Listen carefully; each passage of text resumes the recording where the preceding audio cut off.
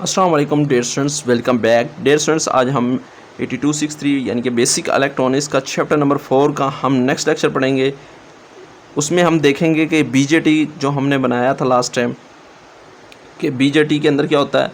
वो होता है आपका बाइपोलर जंक्शन ट्रांजिस्टर होता है। उसमें क्या होता है, दो बैक टू बैक वो पी एन जंक्शन पर मुश्तमिल होता है। सबसे पहले आपने क्या करना है, पी एन जंक्शन बना लेना है।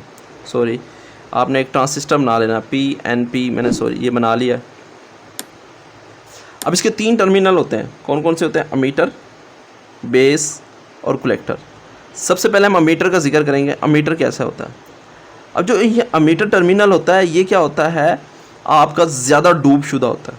अब आपको डूब मतलब यानी कि डूपिंग शुदा होता है। डूब का अमल क्या होता है या डूपिंग का अमल क्या होता है? जो मिलावट का अमल होता है। ये प्रीवियस लेक्चरों में मैं बता भी चुका हूँ, डिस्क्रिप्शन में लिंक मौजूद है। जिसको नहीं पता वो जाके वीडियो देख ले, उसको थोड़ा सा आइडिया हो जाएगा। लेकिन फिर भी मैंने डेफिनेशन बता दी है कि जो अमीटर होता है डूबशुदा होता है, मतलब कि डूपिंग का अमल उसमें ज़्यादा होता है। मतलब कि हम इसको ये कह सकते हैं कि उसमें मिलावट का अमल ज़्यादा होता है। जब हम किसी ट्रांजिस्टर को बनाते हैं, पी और एन टाइप मटेरियल को मिलाते हैं, यानी कि होल्स और इलेक्ट्रॉन का फ्लो होता है, उसमें होल्स और इलेक्ट्रॉन की जो मिकदार होती है वो कितनी होती है, ये डूपिंग का अमल होता है। मिसाल के तौर पे कोई दूधी होता है, वो दूध लेके आता है, उसमें पानी मिक्स कर देता है, वो डूपिंग का अमल कर रहा है, मतलब कि मिलावट का अमल कर रहा है। अच्छा, ये तो आपको समझ लगी है। ये तो आपको समझ लगी कि ये हैवली डूप होता है। अमीटर क्या होता है? हैवली डूप होता है आपका, ये ज़्यादा डूप शुदा आपका टर्मिनल होता है। अब इस अमीटर का काम क्या होता है? इसने क्या करना होता है, इलेक्ट्रॉन को बेस की तरफ भेजना होता है। इस अमीटर ने क्या करना होता है, इलेक्ट्रॉन को बेस की तरफ भेजना होता है, चाहे एनपीएन हो या आपका पीएनपी ट्रांजिस्टर हो, दोनों में इसका यही काम होता है। और ये क्या होता है, हमेशा क्या होता है, फॉरवर्ड बाइस होता है।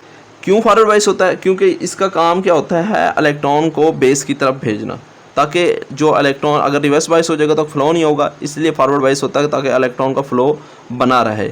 जो पीएनपी की सूरत में अमीटर क्या करता है, होल्स देता है बेस को, और एनपीएन की सूरत में क्या करता है, ये इलेक्ट्रॉन को देता है, किसको? बेस को देता है। ये अमीटर इसको किसको देता है? बेस को दे रहा होता है। ये आपका कलेक्टर होता है।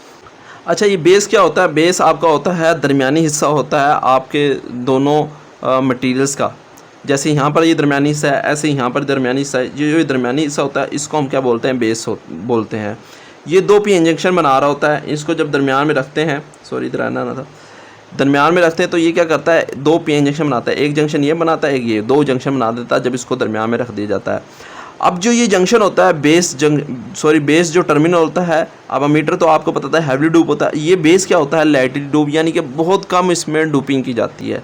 और बेस का काम क्या होता है? इसका काम होता है सिर्फ करंट को कंट्रोल करना। कि ये जो जंक्शन होता है आपका, ये मैं यहाँ बना के दिखाता हूँ। आपको पता है ये आपकी बेस है, ये आपका मीटर, ये आपका कलेक्टर है। वो कहता है जो ये जंक्शन है, ये वाला जंक्शन, यानी कि ये जंक्शन जो है अमीटर और बेस, इसके दरमियान जो ये जंक्शन बन रहा है, इसको बोलते हैं अमीटर बेस जंक्शन। इसको क्या बोलते हैं? Ammeter base junction. जो ये जंक्शन होता है हमेशा क्या होता है, फॉरवर्ड बाइस होता है। और जो कलेक्टर बेस जंक्शन यानी कि ये जो जंक्शन होता है, ये हमेशा क्या होता है, रिवर्स बाइस होता है। इधर डियर स्टूडेंट्स आपको ये समझ आई होगी कि बेस क्या चीज़ होती है। नेक्स्ट हम थर्ड पॉइंट, 1 2 3 हम तीसरा पॉइंट देखते हैं। हमारा क्या होता है, कलेक्टर।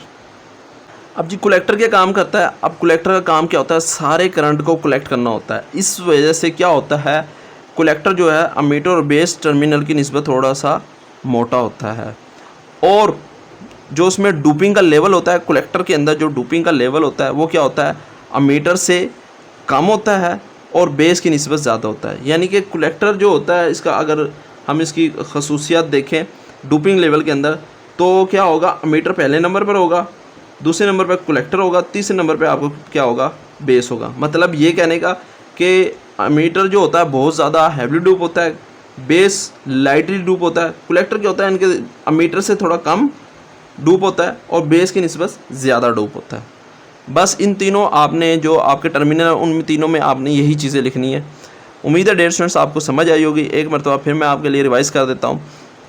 आपको पता है कि पीएनपी या एनपीएन ट्रांजिस्टर जो बनाते हैं किस तरीके से हैं। जब उनको आप बनाते हैं तो उनके दरमियान जब आप किसी मुख्तलिफ मटेरियल को, एन को या पी को रखते हैं, तो आपका पीएनपी या एनपीएन ट्रांजिस्टर बन जाता है, जिससे 3 टर्मिनल निकलते हैं आपके अमीटर, बेस, कलेक्टर। अमीटर क्या होता है, हैवी डूप होता है, बेस लाइटली डूप होता है, और कलेक्टर क्या होता है, बेस और अमीटर के दरमियान डूप होता है। मतलब ये कि अमीटर की निस्बत कम और बेस की निस्बत ज़्यादा डूप होता है। हमेशा क्या होता है आपका ammeter base junction forward bias होता है, कलेक्टर बेस जंक्शन आपका क्या होता है रिवर्स वाइस होता है, चाहे वो एनपीएन है चाहे वो पीएनपी ट्रांजिस्टर है। अच्छा, अमीटर का काम क्या होता है? अमीटर का काम होता है करंट को बेस की तरफ भेजना, इसलिए ये हमेशा फॉरवर्ड वाइस होता है। कलेक्टर का काम क्या होता है? हमें ये क्या करता है? करंट को कलेक्ट करता है। बेस का काम क्या होता है? करंट को कंट्रोल करना। उम्मीद है आज के लेक्चर की आपको समझ आई होगी। अपना ख्याल रखिएगा। अल्लाह हाफिज़।